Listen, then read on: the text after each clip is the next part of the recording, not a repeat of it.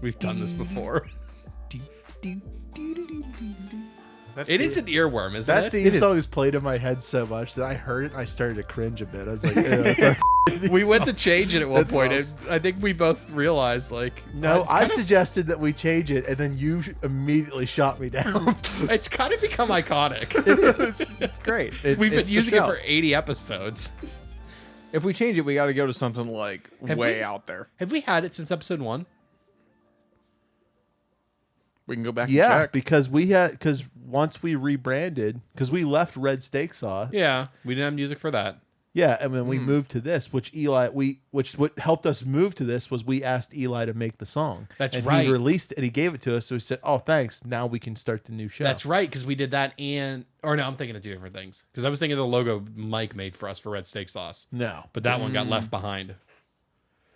Oh, We're in the show now. I have 'cause something. we're telling I have stories. something to show you. Do after you? this? Remind me. Robin found something. Okay. That's gonna be like a blast from. All right. The past for us. Our viewers are going to love whatever it is. Yeah, that whatever you have this to is we're tell them. talking about I'm that not they're gonna. not going to see. Well, are we actually? did you Yeah, this start- is that son of a. Ryan wanted to start a timer, and we just started the show. Timer immediately. started. About. So that, like, as I just said, the man I'm touching is Ryan. It's the man you're touching. Ryan, touch Zach. Don't you dare. And Zach? Do we start praying now? No. Is that what you do around the Or- dinner table? Now we do. Are we the Hobag Triforce? Zach, lead Zach, the lead prayer. us in prayer. Lead the prayer. Non-denominational, please. Non-denominational? Okay. There's a lot of pressure. I feel weird that I'm doing Good like prayer. Lord. It's This weird. is a lot of pressure. It's weird. Amen. I'm asking him to do a prayer while I hold my arm in a weird angle. Like Yeah, that's an angle to hold it in. I'm Matt. I'm Ryan. I was going to say a prayer, but then you guys didn't let me finish. You were taking too That's long. your name. I was gonna say a prayer. I was gonna say a All prayer. right, I'll the remember new that. persona. That's gonna be hard to put on the screen. Yeah, it is. Welcome to Pop Culture Unboxing. We got a lot to talk about today. Yeah, we actually, and we did it appropriately. Well, we didn't completely do it appropriately because I thought what was going to happen is I was going to say, "Hey guys, this is some news I have," and you guys are going to respond back with, "Yeah, this is what I have." But instead, You brought too much news. but instead, the first response was, "All those sound fun, especially the last one. Did you see the recent possible story leak?" I was like, "What? Okay, well, there we go. We're bringing more in." Zach never answers, by the way. No. No, he doesn't. I In noticed fact, that too. I literally posted. I am the perfect microcosm of Facebook. I read, I pay attention, I follow, but you don't This know. wasn't even Facebook. This was text messaging. Exactly. It was a group text. I'm the perfect microcosm. I do it for everything. You didn't even respond back to my like Sonic I'm watching, memes. but I don't care to tell you. I sent a Sonic meme. I don't usually respond to memes. No, I'm talking about him. Okay. You're you. I know you. Wow, we've gone down this road before. It's Zach's turn now. No, you're on the chopping block. For what? No, you know who's on the real chopping block for me? eBay. Why is eBay on the chopping block for you, Ryan? We're taking down eBay. I'm asking Okay. all of the listeners to start some kind of Twitter hashtag. How about hashtag cancel eBay or something? Okay. Or something. Think of something clever before the end of the episode to say about eBay. All one of you get out there and share it so that we'll have 3 because I'm No not way, going to. eBay. No way, eBay. Yeah. Well, eBay, they cheated me. They cheated me out. I took your advice and Okay. I sold a toy. I Yeah? sold a hot toy. And I sold it for $370. Now, I can't help but notice you sold one, but there's now a new one in its place and another one outside. So you sold one and bought 2. No. I'm telling you what, 6 months ago, Ryan would hate you. Matt, this is not about me. It's about eBay stealing from me. Okay, carry on. When you finally find out the guy that's taking all your money. He's got his hot toys are hydras. Where was I going with this? Oh, Which one eBay- did you sell? The Batman. One of the Batmans. The Batman. One of the Batmans. Batman. Because you're right. I shouldn't have 2 of the same toy. Ignore the fact that I have 3 Luke Skywalkers. We'll just disregard that for right now. my gosh, you Technically really 3 do. Spider-Mans. But I sold the Bitman for $370 plus $10 in shipping, right? Okay. Guess how much I got back from that? Wait, got back? Like how much 350? is getting deposited into my bank account? 350. No. 300. Oh, a little go higher. 320. Thank you. Okay. Thanks. I was gonna go to 349.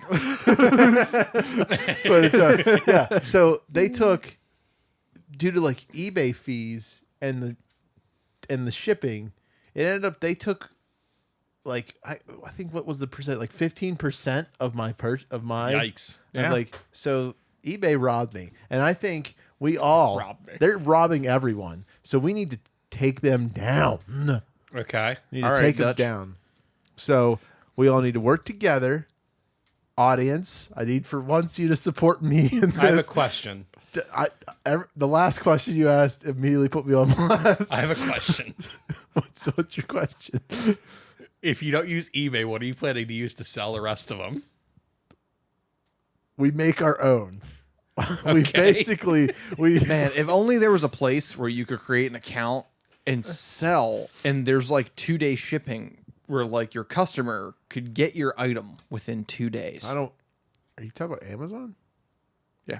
Oh, What if there are people we go local? to Amazon. Okay, wait. What if we just look locally for people? We start a website where you post it, and if they're local to you, you guys can meet somewhere together, or And they get can meet murdered. you, and then they pick it up and hand you money. What if we make a platform like that, Man.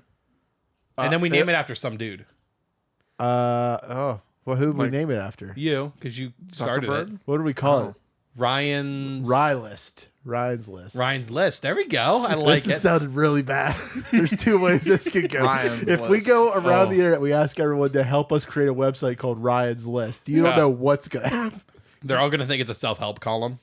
No, probably will be. That that or it's gonna be. It'll be like 13 Reasons Why. Only Ryan's He's here Reasons Why. to help liberate the Jews, but he's 100 years late. It's gonna be like a Schindler's List parody. Let's get out there and cancel eBay. What do we call our followers? I'm gonna be honest with you. That may be your best joke on this so far. Thank you. Unboxers. Hey, I'll level with you. I hate all those things that have like cute names for their followers. So funny. Oh, so we're not gonna give them cute names? No, All right, followers. Come we call together. them by their names. Oh, but we don't have their names. Okay, Dally. Dawn, Who else? Cole, Oh yeah, Cole listens. Sean. Who's Sean? What? Case, Yeah. Okay. Devin. Case. Who's Devin?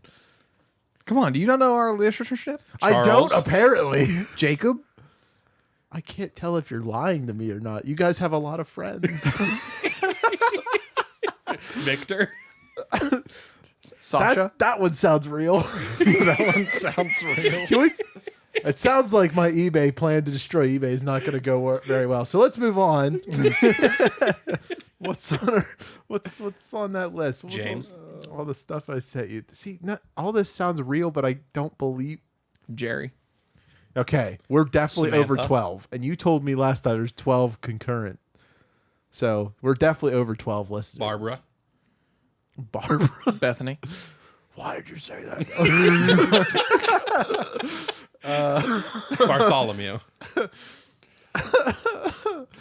What do you want to talk about first? I thought we discussed this. I forgot. I forgot where the eBay fit in, but I think Galaxy Quest was first. Okay, so Galaxy Don't die on the and front. Hairball Galaxy Quest. Okay. The reason I asked you guys about Galaxy Quest is I just rewatched it recently, and there's a lot of implications from this show that I think the most interesting parts of that film, even though the film is really good. Film was fantastic. After watching it, I immediately started to Spoiler alert, by the way. yeah, we'll talk. Yeah, the ending. There's a lot more that I feel like this film needs to show. I wish it was just an extra hour long because I can predict how it probably would have ended in real life. But and like the movie's so good that after rewatching it, I had like my nostalgia come back, and I immediately started writing a script for Remember That One about Galaxy Quest. Okay. So like I've already like I was in. Which may actually be a more successful podcast than this one. That's not a Potentially, podcast. yeah. That's not a Yeah. podcast. That's a That format changed. it's a full on show. Carry on. Is it not a podcast show? What? Ryan. What? What? Anyway, I derailed you. I'm sorry. Yeah, that's what I was trying to imply. Yes. Zach, have you watched Galaxy Quest? No, I have not. Please tell Really? me more about this thing. So basically, if you're not a Star Trek fan, but you love like the idea of what like you acknowledge how crazy like the life of these Star Trek actors probably was every time they go to conventions and stuff, it's practically starts out exactly the way you would expect. If you were to star on Star Trek, like one of the most popular shows, and now you go to you like tour around, that's like your biggest thing you're known for, and you go to conventions, you start to understand, you can imagine what those celebrities think every day when they're in the dressing room waiting to go out of the convention to stand on the stage and be asked the same question over and over again. All I'm picturing is the shot where Alan Rickman's signing the autographs and he just snatches the photo away to sign it, scribbles on it, and throws it back at them. And they keep giving him like quotes, and he just stares at him and throws it at By Grabthar's hammer. Next. next. But basically, so funny. what happens is like that's the Galaxy Quest show is picked up by aliens. Like they find like in another land. And instead of taking it as a TV show, because they don't understand it's a TV show for entertainment, they think it's historical documents, like historical video documents of what the actual crew of that ship is. I want to ask you guys what your thoughts are on the over-under of Ryan accidentally spoiling the movie in the next 2 or 3 minutes as the big twist, because he's dangerously close. I am? Yes, There's you a- are. I don't So think then there's they a come to Earth and then they're So, like, yeah, so oh basically- wow, this isn't basically anything, what and they happens kill is- us all. For the big emotional climax, then. what okay, I see what you're saying. So basically what happens is in a quick they come like those aliens, they come and basically kidnap that crew, abduct them, and give them an actual recreation of the ship that they used in the show. I need to step in here. Okay. They didn't kidnap them. No, they came and asked for their help. That's true. Because they had a threat they were facing that they didn't know how to face, but these brave people from this historical document, they knew what to do. Tomato. Anyway, they You're painting these aliens in such a bad light. in my reality, in the real reality, they were kidnapped. But what basically like they all go and they like these aliens recreated the same ship and everything. So it would basically be like if all of the Star Trek actors of like the original series all got like abducted by aliens, and they were just like, here's an actual version of your ship from the documents, to the fact, and they did it in so much detail that they basically did what every nerd does, is rewatched every episode and created everything to the distinct detail. Ryan, There's a part what's the name of the ship from Star Trek? the Enterprise. Okay. Just had to check. The way you delivered that a moment ago made me think you didn't know. sorry. funny. But like at one point in the show, they pull back from they what's the actor's name? Tim Allen? No, the guy that's stuck on Earth. The nerd that Tim Allen calls. Oh, Justin Long. Justin Long is in it, and he plays like a nerd who watches the show religiously, just like normal Star Trek people, and has like documents of the ship and everything, like All the schematics. like at one point, Tim Allen and Sigourney Weaver's in it. She plays like the female adjacent to him. She course. plays the female adjacent to him.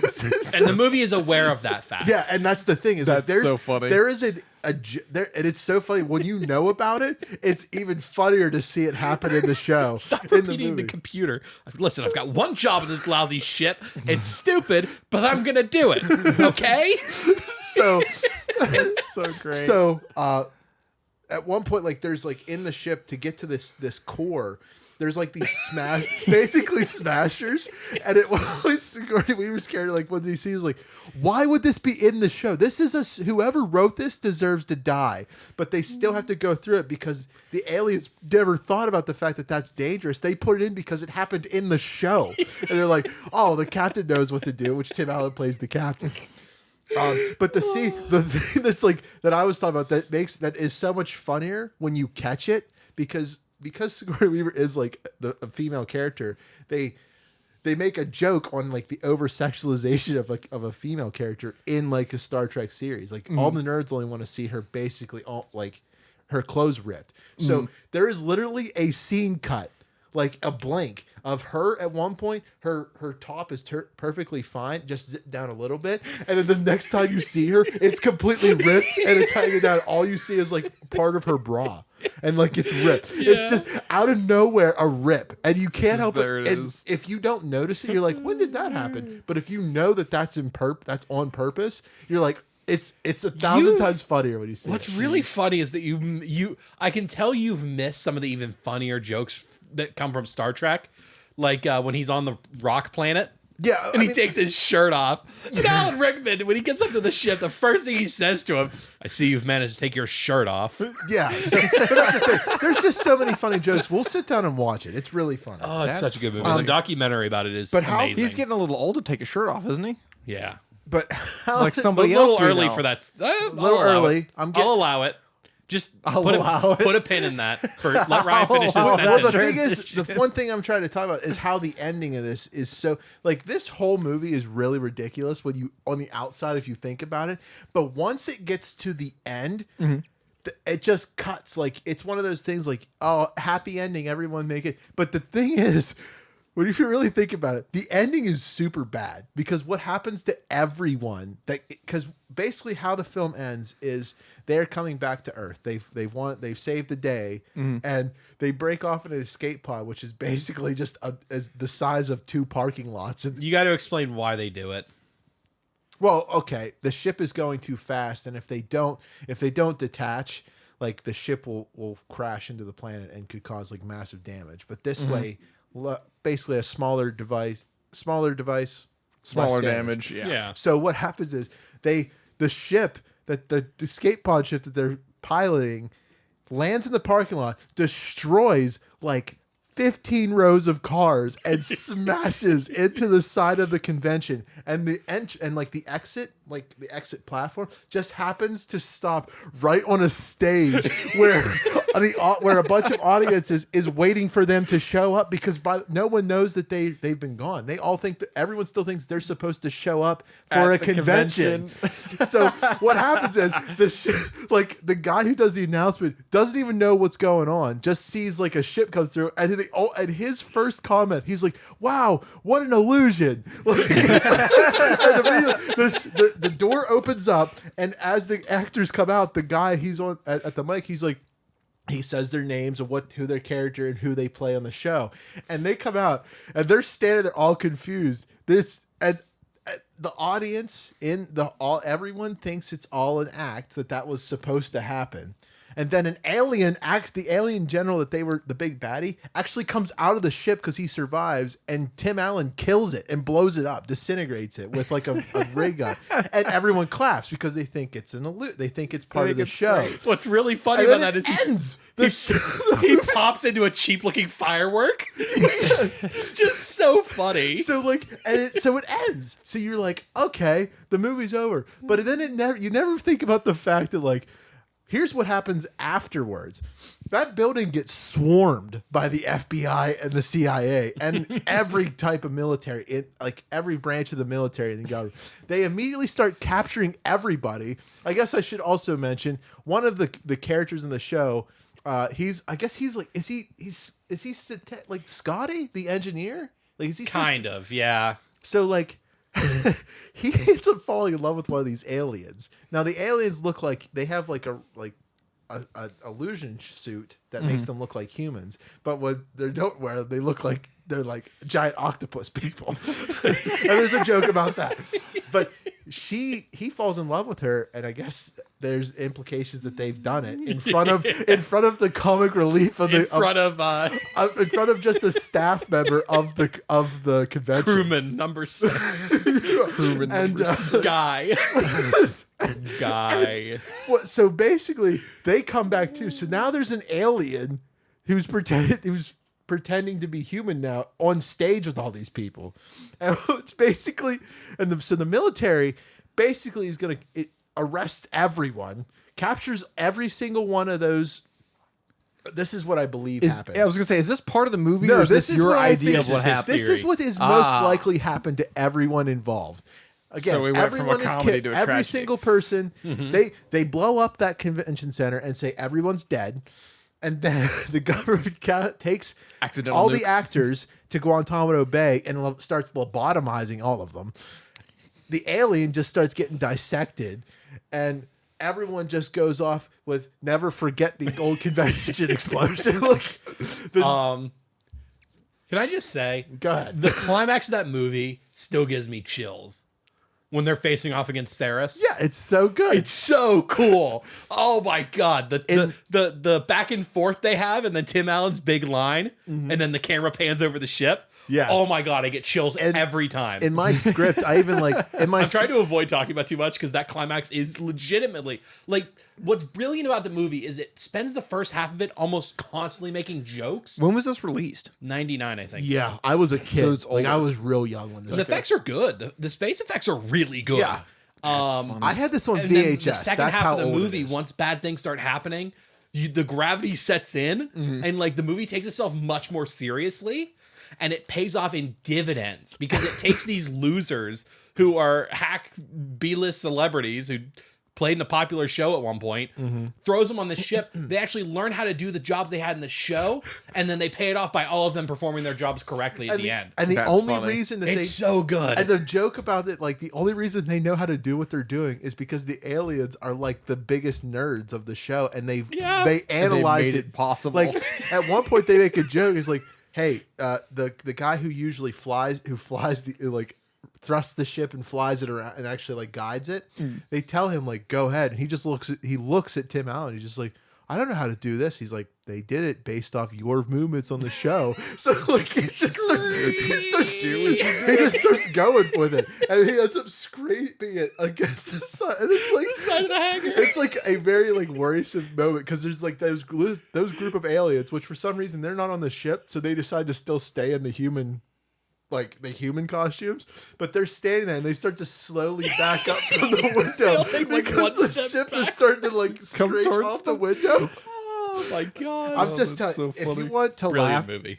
if you want to laugh and feel like, if you want to not like feel what it's like to be on the outside of Star Trek nerds and watch them be excited and watch like perfect show. It's good. very good movie for God, what it was. I love it so much. I'm gonna rewatch it when I get home. That's So funny. it's on YouTube for free. Is it really? Really? Yeah, so that's how I watch it. It's like it showed up on my YouTube, like because you know how YouTube allows you to watch movies, Yeah. like to rent movies.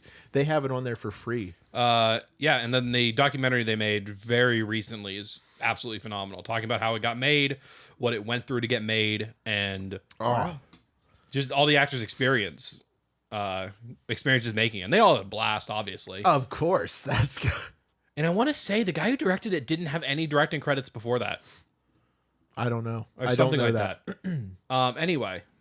But Zach, it's also, I there's this all-star cast in this. Like even Dwight from The Office is in this. Uh-huh. He's like he Yeah, plays he one is. of the The aliens. Office. Like, but all right, you could. That's, Sigourney Weaver, Alan Rickman, Tim Allen, Sam Rockwell, Tony Shalhoub. when they beam up the pig boss. It turned inside out, and then it exploded. What'd you say? It turned inside out, and then it exploded? Anyway, I know. Look around. Look around you. Can you try to form some sort of rudimentary lathe? All right. What are its motivations? All right. It's a You- rock monster. It doesn't have motivations. You had a good transition, and I unfortunately ruined it. What? Oh no, that was great because you were saying that like he's old and he took his shirt off, and I was like, isn't he a little too old to take his shirt off? Like okay. somebody else we know. Yeah. Oh, you want me to do this? You wrote it down. I didn't write. Okay. Oh, wait. I am the one that knows all You're about the it. one that you read the article. Dave Bautista's It's literally your homework assignment, and you so you still don't want to do forgot it. about it. Dave Bautista's leaving Guardians of the Galaxy. That's There's two more great. things coming. Ryan, what are they? What? What Guardians things are coming? Guardians of the Galaxy Volume 3, and then technically Thor: Love and Thunder. Really? Oh, yeah, and I then, guess. And then I guess the Groot show, if you want to count that too. No.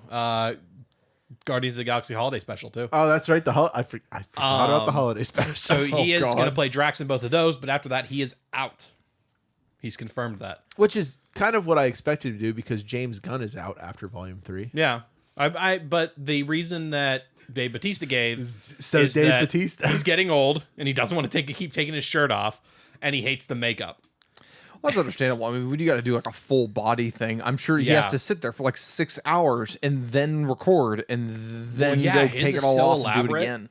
Because Yeah. I think I was about to say like, well, he's saying that, but so does Zoe Saldana has to go through it, but she wears a lot more clothes than he does, Yes. and it's not these elaborate tattoos. Yeah. Well, that's what I don't understand. Why can't they just like? I mean, it's up to him too. Like, I wouldn't want to play. 3 movies is good. That'd be good Yeah. for me. But I just surprised that he didn't try to like come up with. Well, what if we just don't? What if for one movie I wear a shirt? Like, Yeah, I yeah, all wear you have to armor. do is- Well, because he already in the second movie he already said he won't do it because his nipples get chafed. No, he doesn't. He doesn't like those suit. He didn't. It was just those. What if speed- they- Oh, was it just those things? Yeah, because What if- that's why when he turns them on, one of the best scenes of Guardians of the Galaxy, they turn on. He just while he's flying through the air, he just screws my nipples. What they need to do is they need to go through a thing where he comes down and meets Cap in his old years, and Cap like makes him a suit that doesn't chafe. And he's like, "Look, I've gone through enough of these." While And Cap's he just there. He turns on. He says, "My nipples," with a satisfied smile.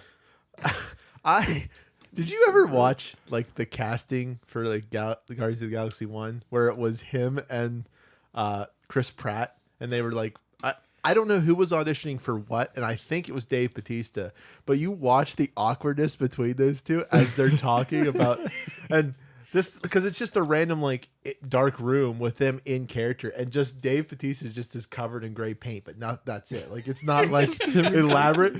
Oh my god, It's that's just great. There's like when I first saw it, I was like, there's a lot of sexual tension between those two in this room, and it's weird. Yeah. But it's really awkward to sit and watch the whole way through. But it's so funny. Incredible. Because and that's the thing is like you can't tell who's the better actor because neither one of them cracks, but you can tell they're about to. That's the other thing is I bet Dave Bautista's trying to be in more art house stuff too. Like he was great for the little parts he had in Blade Runner. What was the hotel one with him and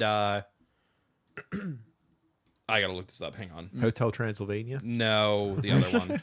That movie's there's a sequel to that coming out too. I'm gonna say he's Like the fourth one. how old is Yeah. he? Dave Bautista, He's got to be. 52. I was gonna say he's got to be over 50 now. He is. That's Wow. Yeah, 52 is higher than 50. You know what's a really good pairing? What's Since that? we're just talking about Dave Bautista, did you guys watch Stupor yet? That literally came up on here as I was looking at his movies. Have you watched Hotel Stuber? Artemis? Hotel Great movie if you haven't seen it. I've never seen it. Stuber stars Camille Nanjiani as an Uber driver, and Dave Bautista is like a spy or just like a super. Oh yeah, where he ends up into an Uber driver. And, Yeah, and they end up Yeah. like going on a mission together. The So like, funny. if you ever get a chance, you should watch it. Like him and Camille have an unbelievable amount of chemistry. He's a cool guy. He's a really funny dude. You know who isn't a cool guy? Huh? M.O.D.O.K.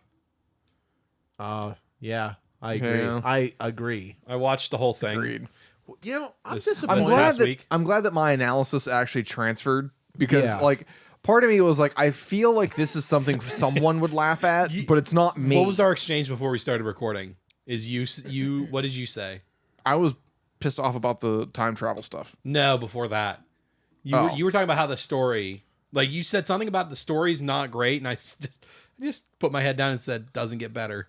Oh yeah, because I was because my research for this program was watch the rest of M.O.D.O.K, and I couldn't do it. Yeah, I couldn't bring myself to actually waste 30 minutes of my life. Robin and I watched the first episode together, and we immediately turned it off. Like, we're not watching another one. So my best analysis of the series as a whole is that it is an eclectic mix of Robot Chicken joke rejects that were crammed into a Marvel-shaped mold. Yeah. Yeah, And can see it's like I was saying I forget if I was texting in the group chat or just you directly, Ryan, about it.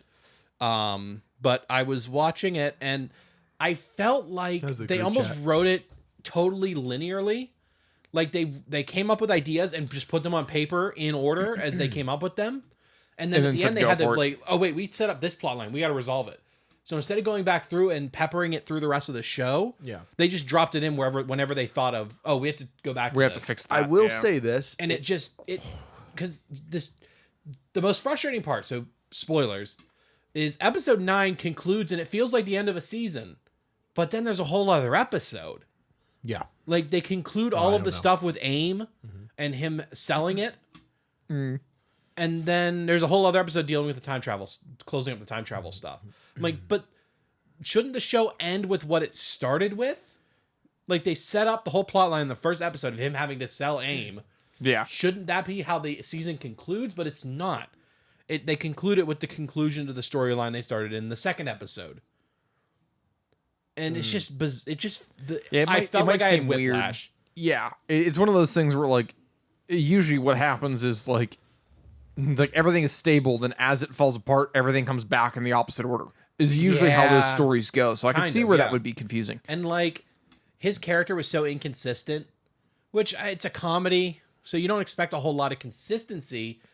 But when the way they were presenting it, where he's supposed to be learning lessons and then applying them, but it's like he learns something each episode and then forgets it just to reset him so they can keep telling the same jokes. Well, you do expect consistency, but there is a certain consistency in the randomness of it, because it's like I expect you to act a certain way within the situation. Like I don't expect you like here's a range of things you could do, and that's consistency. Is like you're still within the range, but then you kind of like you said, like when you get that, like it's supposed to be you learning things so that you can actually run AIM in the end, and then like you actually don't learn anything. It's like what's going on? You watched 3 episodes though, right? I think I watched 4. 4, and you watched the full series. Yeah. And I don't know, you can say this better than I am, but what I gathered from the first episode, it was a little bit about, it was like the jokes and everything are not really that funny. No.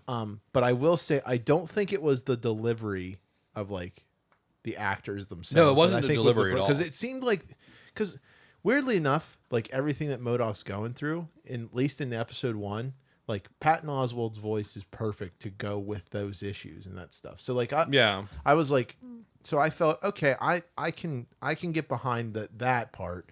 But the thing, like for Robin, I watched it. I barely paid attention to it because like this is boring. Like the world just doesn't make sense. And I think you might have picked up on what I was talking about last week, where like it's one of those things where like they pick up a joke where it's like we don't know where he goes at night, and like the very next scene they're all in his house. They drop that immediately and never come back to it. It's not like it's like 2 or 3 episodes later where it's like, here's the big reveal. Like, this is where I go every night. From that point forward, it's just apparently common knowledge. Yeah. That he just lives in the suburb and he has this wife.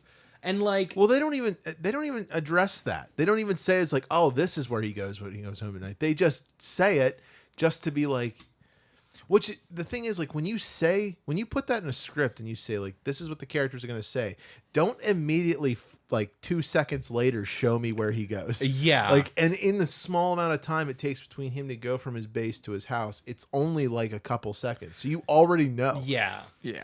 And then I think my biggest issue, the more I think about it, is with him as a character, is that he is, I think throughout all the canon, supposed to be brilliant.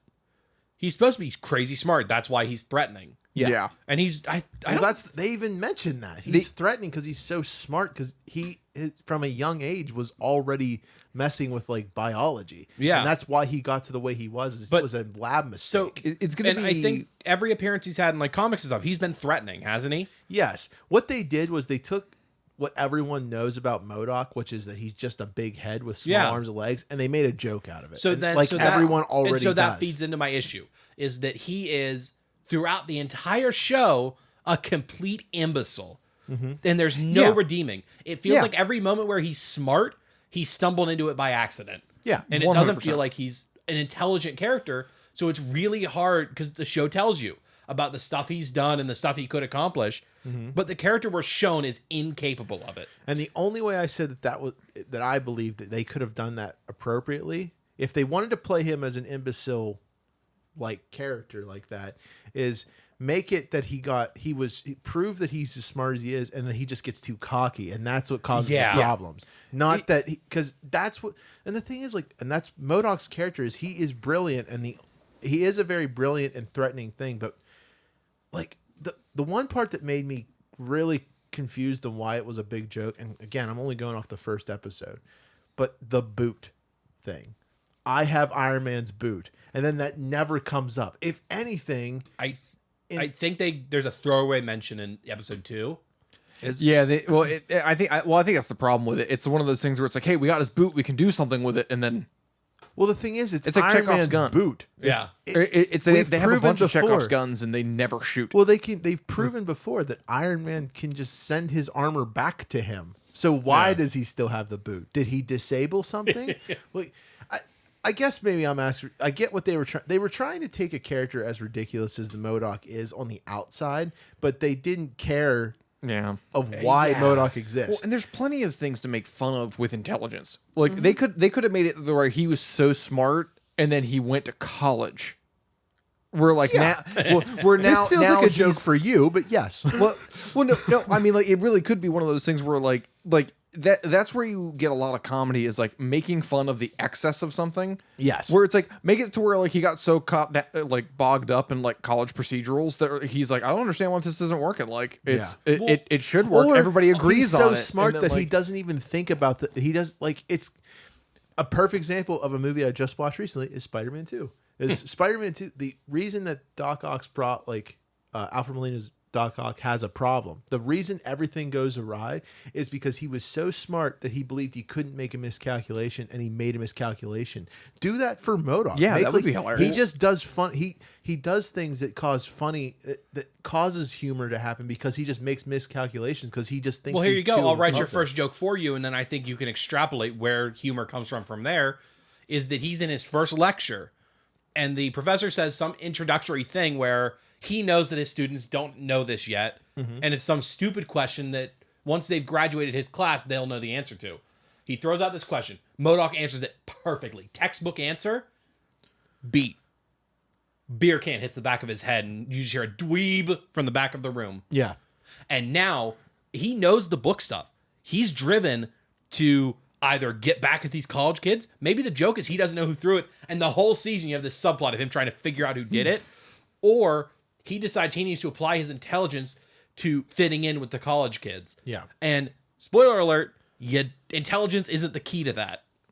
The And thing that I there don't- you go. Well, I've got a lot of drama for you right the there. thing a that ton they of were different doing things with you could M.O.D.O.K, like, and the other thing I don't understand why this was why they thought this was the idea. I don't get it because to me it doesn't even sound good on paper. Is taking a character like M.O.D.O.K and changing and turning him into a like family sitcom that you would see on TBS. Yeah. The idea of him having a family and going through divorce, like, and the jokes, it's so weird. it just doesn't And it make never sense. feels like they fully commit to that either.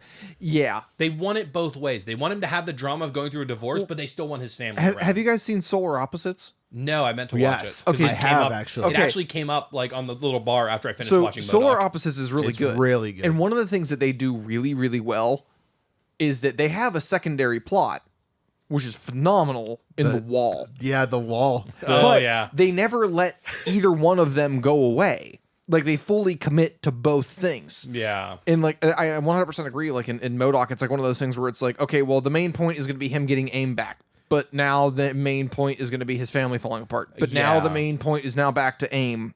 Also, And it kind of ties in with his family and failing. no but, like, offense though, the idea of AIM being bought out by like a hipster, Yeah. like Silicon Valley company. That gets a that you guys are both too early in the series. It's not him. Okay, because I was Well, gonna say is like that's such. I a, think you might have gotten to I it. got to the point where it kind of shows that it is something else, but that's Yeah. also one of those things where it's like when you have someone that's supposed to be hyper intelligent, you can't also make him adult. well, the thing Exactly. is like that's Like you can't do it both ways. You have to make it so that like he either thinks he's so smart, like you guys said, like he's so smart he can't be wrong, but he is wrong. yeah. Or you have to make it so that like he's really, really smart, but he's incompetent. So like when he tries to do things, he's just not capable of doing them right. Like, And but they he almost always wanted- needs to be It smart. felt like they wanted both and missed both. Yeah. And the bigger issue that comes from that is that the character we're presented through these 10 episodes does not make sense. It doesn't make sense that he was in the position he was at the beginning of the first episode with a family and a company that was rudimentarily like that's not a word, but it was on the most basic sense, successful. Right. It doesn't Yeah. make sense that the character we got was that person. Yeah. Well, and I think it was what was interesting too is like I feel like they were trying to go for like a Megamind thing, but like the thing that Megamind did right was that he was extremely intelligent, but he had no creativity. Yeah. So Yeah. like he was like, oh man, I could come up with this idea that might work. So he like goes and runs down this idea and makes this like impossible thing happen. But it's not gonna work for what he wants to do. But it's one of those things where like he comes up with this idea that's not really good, but he's smart enough to make it happen anyway. Yeah. So like when he gets to the end of it, it's not gonna work and he's not really a threat. But it wasn't because he was stupid. It was just because he didn't have any real creativity to come up with a working solution. But there's Like- that. You bring up a great example. Very early on, they show the gun he uses that pulls all the water out of things. Yeah, And then you drop it in water and it reforms into whatever it is. Yeah, the dehydrator. It's just kind of a throwaway thing. They bring it up at the beginning. I believe, I forget how they remind you about it partway through the movie. Oh, he does it to Sebastian or whatever, Benjamin or whatever. Yeah, he does it to the guy that he takes The the place of. librarian. Yeah. And Which then is they hilarious. pay it off at the end of the movie. Yes. Where he's falling to his death and then he sees the fountain. Yep. And that's such a good payoff because they set it up, they reminded you, and then they pay it off. Well, yeah, and I think it was really cool. It's one of those things where it's like the application of your invention matters. Yeah. And like that's what they could have done with M.O.D.O.K, where it's like, hey, look, like he came up with all these great ideas, but they don't really solve a problem. It's like they don't solve the problem of like getting around Iron Man. They don't solve the problem of getting around Thor or Spider-Man or any of these other characters. Like they do something, but they're not useful. And Yeah. like that would be a really cool thing. Like, and that's kind of what I was getting at. Like he goes to college where like he learns all these things, but he doesn't know how to apply it. Yeah. Yeah. And like that would be a really funny thing to watch. Is like, man, this guy's really intelligent. And if he could just sit down for 2 seconds with someone that told him he was dumb, yeah. he'd be like, And, oh, like, yeah, you know, like it could have been something funny. to close this topic out, by the time the last 10 minutes of the show, if it were a better show, I'd say it's a really ballsy ending. Like the way they end that show is it probably took it takes some writing guts to do what. spoil it? Do you want me to spoil it? I mean, I don't care. 'Cause Go I'm for not it. going to watch that. I'm Okay, not gonna watch spoiler alert for the end of M.O.D.O.K. The time travel thing Zach's talking about, he travels back to about 20 years in the past when him and his wife met because he wants to, to a concert that they didn't go to because he was too self-absorbed doing something else. So he brings her back in time to do it. They do the strangle baby Thanos And thing. that's the thing is he decides that, oh, while I'm here, I'm gonna go kill this hipster guy who took over my company while I'm here. Yeah. And he goes to do that, but his younger self noticed him arrive and catches him trying to kill the kid. They fight. The time crystal he used to go back in time explodes, embeds itself in the face of his younger self. So they can't go back. So him and his wife sit around for 20 years just watching themselves grow up again. Yeah. And at the moment when they're about to go back in time, their older selves jump out and stop them and then disappear. So that was kind of funny. Yeah. Following But then- my time travel But then theory. they don't bring up the past self for a couple episodes. And then he shows up again. And he's doing some machinations or whatever. And then at the end of it, he finally reveals himself and he does his dastardly plans and stuff like that. Tells the audience, oh yeah, the time crystal pulled me out of the time stream. So the whole timeline went correctly. But I was able to go through all of time and see every permutation of time. Some real Doctor Strange stuff. Okay. And so then he shows M.O.D.O.K. He shows him the future you want, where you rule the world, only happens in one timeline, and I'm giving it to you. He's saying this as he's in a giant mech suit about to step on all of M.O.D.O.K.'s family, and he's like, "I'm giving it to you. The timeline where you succeed is the one where your family dies." Yeah. and he So what do you shows them. pick? Yeah. And they fulfill the timeline. Like this past M.O.D.O.K. kills his family, and M.O.D.O.K. rules the world. And the show ends with him torturing his past self to see visions of his family through the time crystals. And then they explode. Dude's dead. And the AIM soldiers are like, well, you can't have both. You can't get your family back and also rule the world. And M.O.D.O.K.'s like, yes, I can. Season ends. So I'm like, in a better show, it would have been a lot cooler. Like the way I describe it now actually sounds pretty cool, right? Yeah, but that doesn't sound like a comedy show. It That sounds doesn't. Yeah, like it's not. You're Marvel. exactly That sounds right. like a Marvel show. And that's why it Yes. doesn't work. I was gonna say, well, they were trying to answer the Thanos question: is it worth sacrificing your children for a better world? Yeah. And like, sort of, yeah. I see what you're saying. and like, well, and there's like two questions of that: is it worth? Because like that was kind of the thing that with Endgame, that it was kind of weird because like Robert Downey Jr. didn't have to answer the question, like because Yeah. he didn't have to go back and give up his daughter, Yeah. like in order to help everyone else. It wasn't do I sacrifice myself or my family for others, or because like Thanos's was I'm going to sacrifice my daughter and then murder a bunch of people.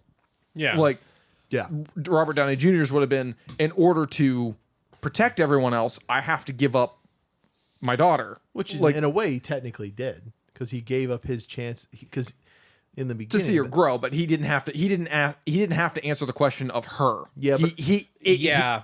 and Kind that, of. and that's kind of the thing that I guess they're trying to go for M.O.D.O.K. was like, is your family worth ruling the world? And maybe that's what took all the punch out of it, is it was just so obvious that all they're doing is setting up season 2. Is Yeah. that season 2 is going to be time travel, him trying to find a way to pull his family out of the time stream and bring them to where he is now. and it's so- it just- that sucks because I don't want time travel. Look, man, it's time, so annoying. time Like- travel is. I'm telling you, time travel is going to be a thing in films that is going to get so overused that It already has been. Every time you see someone they mention time travel, you're going to see it coming, and you're just going to roll your eyes. I'll be honest, I'm No. angry. Hearing myself describe that plot line Mm-hmm. made it sound good. I know, Yeah. right? And it could have, so that tells me it could have been. If it was a and serious show. somehow it, like I described it as it happened, right. but somehow the show ruined it. Mm-hmm. Like, it could have been cool, and it just wasn't. I mean, don't get it. But it happens. I mean, that happens in films, man. That Yeah. happens in Well, film and- all and- the time. And I think that's the thing is like we're kind of in this spot where like I feel like there's a lot of things that you could do to be creative, and we're at a point where nobody wants to take a risk anymore. Yeah. Like you cannot take the risk of doing something new because we know it'll work. And like it's so easy to like here's this crazy thing that happened and then like in the final thing be like, okay, we can solve all the problems we had throughout the series by doing time travel. It's like, okay, And well, maybe that's quit. the issue. Yeah. Is that because there were so many Robot Chicken alumni on this, they thought, well, Robot Chicken was successful. Let's just stick to that formula. Instead of just kind of taking the inspiration of it and then making their own thing. I kind of don't like that. I don't like this. See, Robot Chicken works because it's like these small skits. with Yeah. these Yeah. kids. They're For a bits of each thing. A whole episode of like basically what I would do with my action figures is just weird to me. And watching that's it a great yeah, point well, too, is that might be the issue. It's is all that satire. the writers have never done a serialized show like this. No, that might As be far true as too. as far as I can tell, I just think they're animation, used to the all of it just felt the animation I was fine with. As the show went on, it grew on me. Also, theme song was dope. Yeah. That was my favorite part of every episode. It also was didn't when the help. I M.O.D.O.K watched- came up on screen and all the bass. It also didn't help that I watched like Invincible and like, And then Yeah. went back to that. Invincible destroys a lot of shows for me right now. But Speaking of destroying shows, we've got like 10 minutes to talk about this thing. I knew this would happen. We'd funny. get so into these discussions. So, just to close up while you're checking to see which ones you're not going to talk about, M.O.D.O.K, I give it, I think I said a 5 out of 10. If you got time, watch it. There are a couple genuinely funny moments, but I think the show is less than the sum of its parts. here's an option. What if I don't? What if I just leave this? Ooh. I don't do it today. I leave it for like the next episode. That's fine. Ooh. Like Clickbait. because who knows? By next week we'll probably get a trailer for Spider. Unless you want, True. Actually, that's a good point. because I could talk to you. That's the thing though. If Spider-Man 3's trailer shows, By the way, we're looking at Ryan's notes about talking about Spider-Man 3. Yes. I did a lot of research. I He spent did. a lot of time trying to figure out what are the chances that Spider-Man 3 is going to actually show all of these people in it. And None. it's looking very good. Is it? all of Are the they going evidence for the I found. Sinister Yeah, Six? because I put them in order. So I put them in order of how the events, all the main events, in order as they got announced, leading up to the trailer about to come out. Okay, wait. Let's do it this way. So what if you just say like a little bit about all your theories as a whole, and say, but once the trailer if the trailer comes out between now and the next episode, we'll compare them. If not, get ready. I'm okay. Just know this episode's going to be a little bit longer. It's going to be a little bit over an hour. This one or the next one? This one will be. Okay. Okay. no. So here's the thing. We're just going through these. I'm going to go straight down the list. Okay. So basically, here's what made me start to do all the research of this.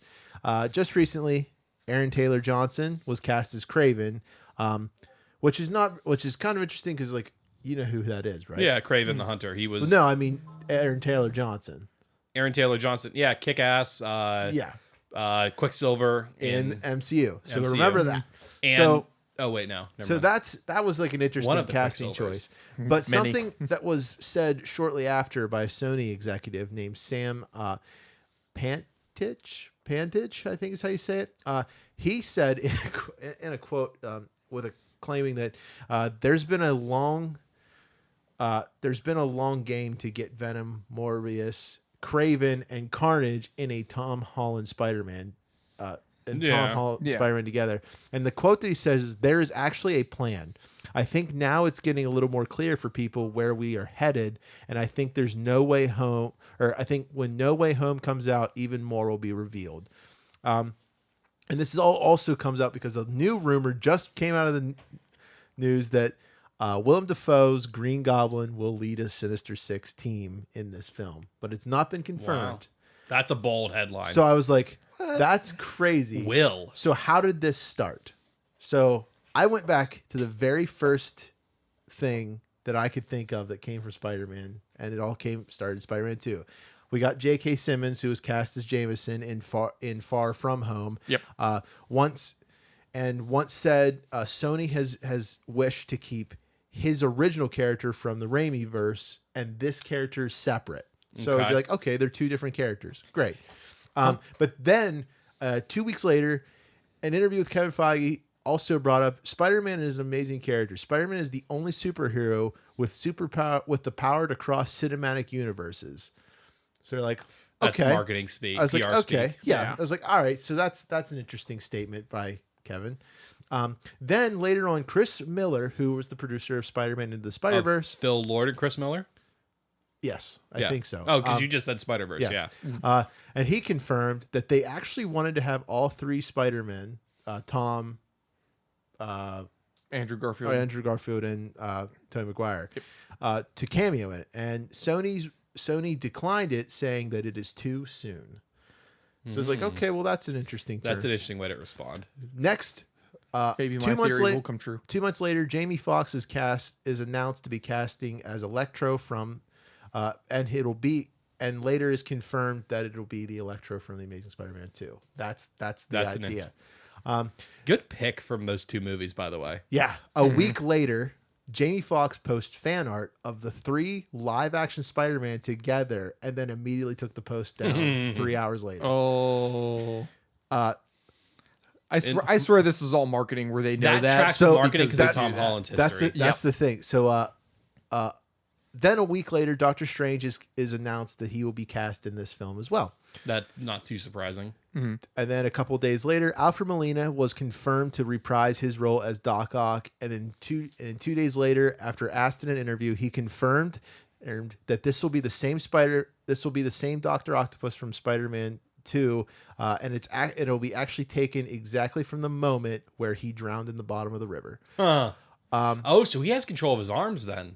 So yeah, so then Oh, interesting. and then what things that got even crazy? Then it got even crazier. Sony Latin America removed a trailer. In the trailer, it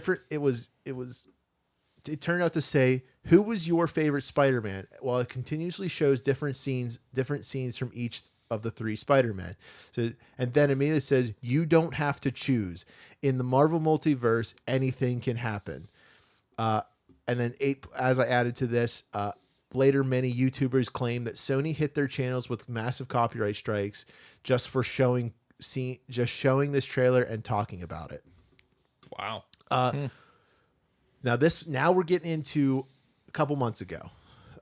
Tobey Maguire. Actually, on that last point, if that video used music from those, I could see that being a reason. So there's a guy who took all of it and put it all together, like and he actually shows the scenes.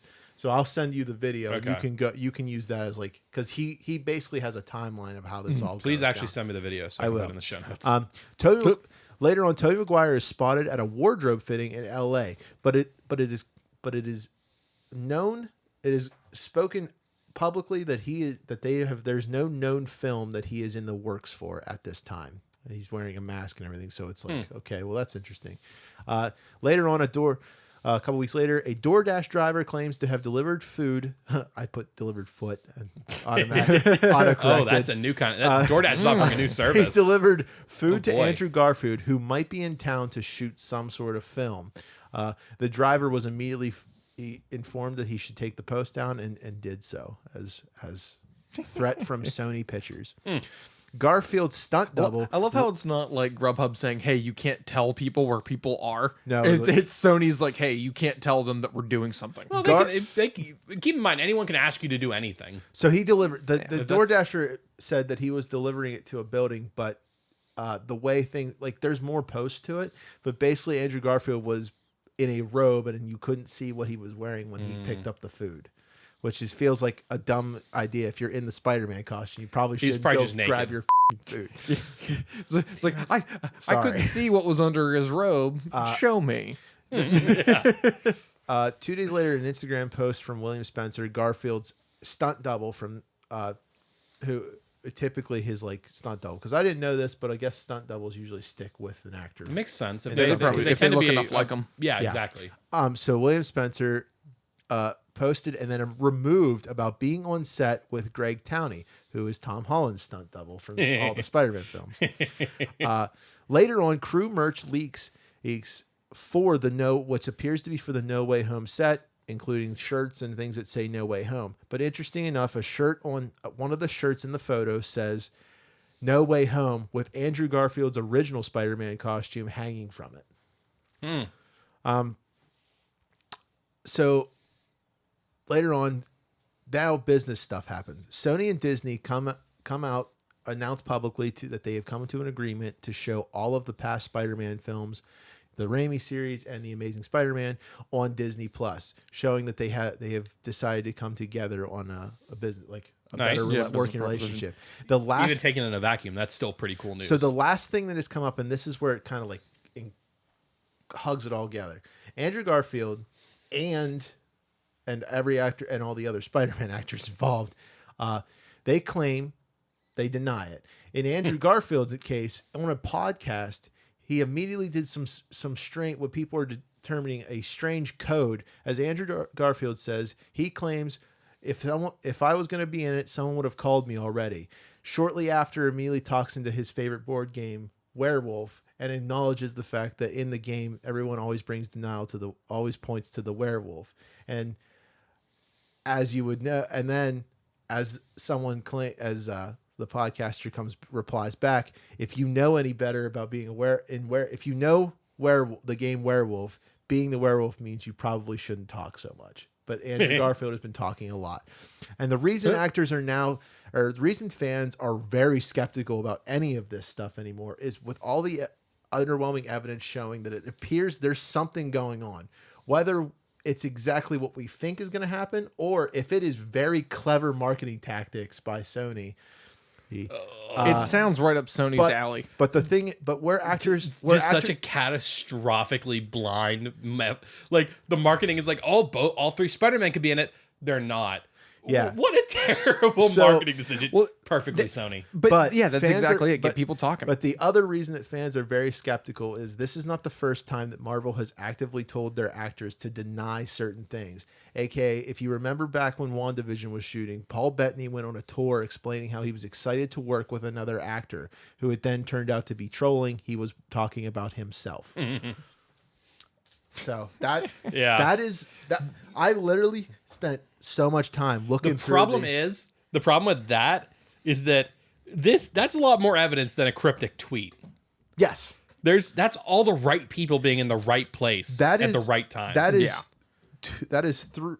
When did the last Spider-Man film come out? 2 years. 2 years worth of things that happened, and they all happened at random different times away from each other. But like I said, when they immediately announced about Doc Ock, a week later they had a response about it.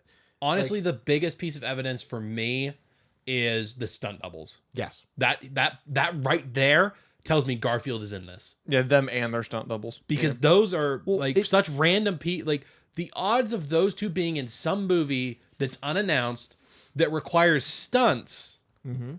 What could that be? Well, the Instagram got a photo real question shows for you. one of them in the Spider-Man costume while he's talking to the other stunt double. So it's Yeah. like, okay, well, what are we playing? So I've got the real question here Yes. because they're going to do it. Who do you think they're going to cast as Miles Morales? I don't remember what his name is. If you could look it up, who's the kid from Stranger Things? Oh, really? Yeah, I can. I guess I can already tell you that's who they're going to cast as Miles Morales. Because Donald Glover would be too old. he's too old at this point. Caleb McLaughlin. They've already confirmed that he's Aaron Davis, His cousin, right? Or his uncle. His uncle. Yeah. But yeah, I think that's Caleb what they're McLaughlin. going to do. And this is kind of one of those things that's kind of obvious, so I don't feel like I'm actually saying anything fancy here.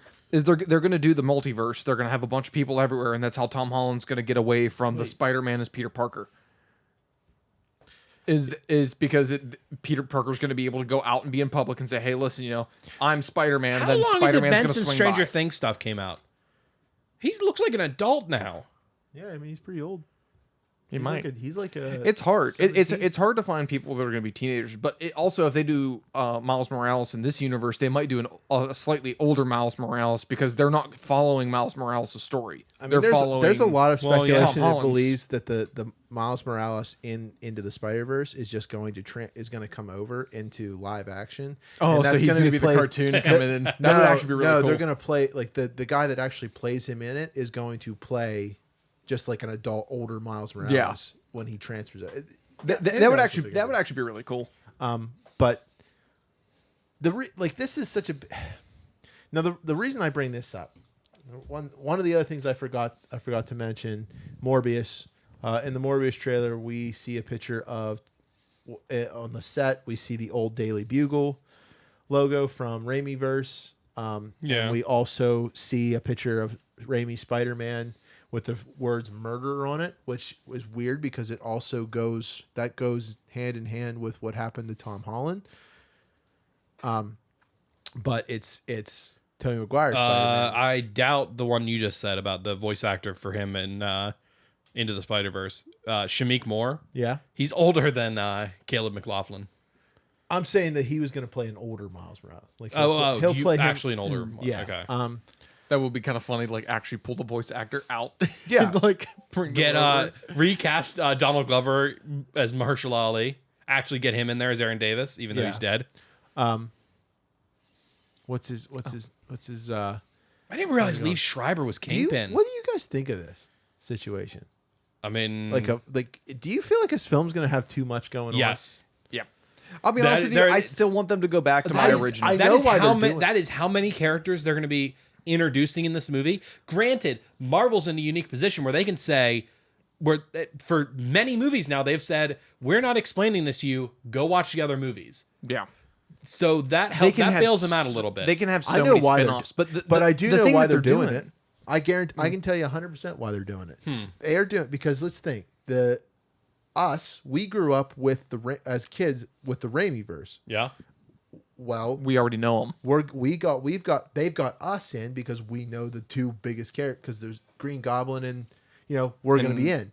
But while we were in college and young adults who usually wouldn't be that into Spider-Man, as you would think, those kids grew up with the Amazing Spider-Man. Yeah. Now kids those kids that were below us that grew up as young adults are now young adults. We're adults because let's be That's honest. how linear time works. We're getting old. We're all almost 30. Yo, nice. Yeah. I So don't want I to be think a part of this. so. The don't reason wanna I stop think the this unstoppable film, passage of I time. think what they're trying to do is go on the idea that nostalgia is going to bring us all in for it. And I'm hoping that's not all they have to go on. Which I don't think so. I don't think that's what. faith. I don't think that's what they're doing. I think what they're doing is, it's actually. I think it's brilliant. I don't think it's lazy, but it is kind of like lazy screenwriting where it's like you already know those other characters. I don't have to reintroduce them. Yeah. Like Yeah. I don't have to introduce a new character. You already know that universe's character. I want to say So like it's going to be big because Garfield, like having a Garfield and Sony relationship back is crazy. Yeah. Because the other thing is, if you build the Spider-Verse, do you realize we could if Sony wanted to and they built these characters back up into popularity, we could see an Amazing Spider-Man 3 with Mary Jane, or we could see a Spider-Man 4. well, and the thing that Marvel could do as well is Interesting. you know what actually The would be fun? director, John Watts, Yeah. who directed both Homecoming, Far From Home, and I'm sorry, he didn't. I thought he directed the first one. No, yeah, Homecoming, Far From Home, No Way Home. He directed all three. Yes. He attached as the director, or he's attached to the Fantastic Four, the next one that's coming out. Yeah. Not Fan Pre-production, not Fant Four Stick. His almost like his credits are a lot of shorts and a lot of episodes of shows for The Onion. Yeah, that's what Marvel had like a big kick for all of like their first like introduction films. That's why Taika Waititi was so big for Thor 3 is Marvel decided instead of naming big name like directors to come in and direct these films, they were giving them to like they were helping start careers like they did George Lucas did with Star Wars. They decided to take that same idea with instead of actors do it with directors. Well, because they're going with directors that have vision. They're not going with a Ron Howard who is what you're gonna he's get. a good director, but he kind of just does what the studio tells him to do, and he plays it safe. Right. But then you have directors like Taika Waititi or in this case John Watts, who's directed 2 brilliant Spider-Man films. Actually, that's not what I want to look up. I want to look up who wrote these. So vamp for me. Well, I'll be honest with you. I think what would be hilarious with this Spider-Man setup is if they did introduce all these characters and then created spin-offs in their multiverses as well, just so that they could look at DC and be like, this is how you introduce random characters and build them out. No, DC does it good. No, I think DC did it horribly in their first one because it was like, hey, I don't know any of these characters. Now Not in all their of them movies. are in No, a movie. DC beat Marvel to the multiverse thing with the Arrowverse. The Arrowverse is one of the best like No. multiverse I'm not things talking about the multiverse. I'm talking about bringing in characters like cold and No, that's building them up. Yeah, that's what they did with the Arrowverse. That's the thing is DC did it. No, I don't think you understand what I'm saying. The first DC film that came out, Right. I think it was or it's the Martha one. No, the first one that came out was Man of Steel. No. I'm talking about the Martha movie. Okay, so Batman v Superman. Yes, that one. Okay. Where they brought in a bunch of characters that didn't have any storylines yet. Right. And kind of threw okay. them together, and you're like, I don't know how they're supposed to act with each other. Like, I don't get it. I see what you're saying. Okay. I think what Marvel may do with this, which would be hilarious, is if they brought in a bunch of cold characters where you don't know anything about them, Yeah. actually made them interesting in the movie to start, and then in the next couple movies that they make, I see what you're saying. I get actually build them out. And then it would be kind of like a stab at DC where it's like, hey, look, we can do your idea better.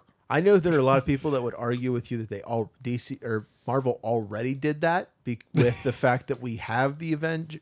When you look at Endgame and what the MCU is, it is practically like, look at what we can do. You tried to catch it. Like DC tried to do what Marvel did, but Marvel had already knew how to do it right, and Yeah. DC didn't. Yeah. Wow.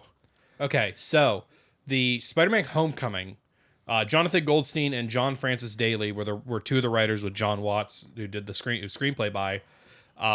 Real quick, So- I would though. I would actually like to see like what you're talking about, like being a stab at DC. That would be that'd be a gangster move. That'd be funny. Both of those are nowhere to be seen on Far From Home and No Way Home. On Far From Home, we have Chris McKenna, Eric Summers, and Stan Lee, which I don't imagine Stan Lee had much writing credit for it. Chris McKenna has a lot under his belt as a writer. Well, not a lot, but he's got some stuff. That name sounds staff familiar. writer for 19 episodes of American Dad. Wrote a couple episodes of The Mindy Project. Wrote 10 episodes of Community. And then the screenplay for Lego Batman movie, Spider-Man Homecoming, Jumanji, Welcome to the Jungle, Ant-Man and the Wasp, Far From Home, and No Way Home. So fantastic films is what you're telling me. Yes. And fantastic. So he was on Far From Home and No Way Home. I don't care what anybody says. The Community show, that's one of the best shows. And according to this, ever he's the exist in only history. writing credit.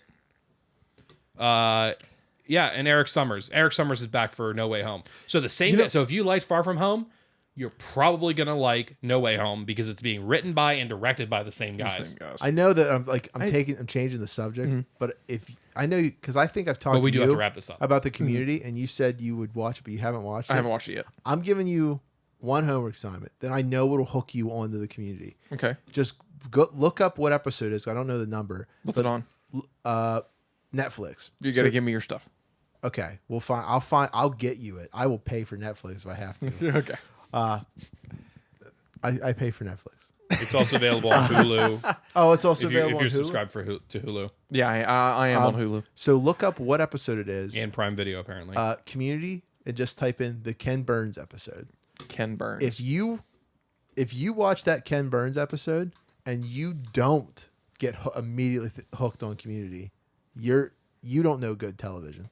I'm just saying. Eric Summers is also co-executive producer and writer on, or no, not writer, co-executive producer on Community. I know you'll like Community. And then he also helped write Lego Batman, Homecoming, Jumanji, Ant-Man and the Wasp. I know you'll like These Community guys are a team. because you like Parks and Rec. I know. Okay. I know. Then I'll you'll probably like it.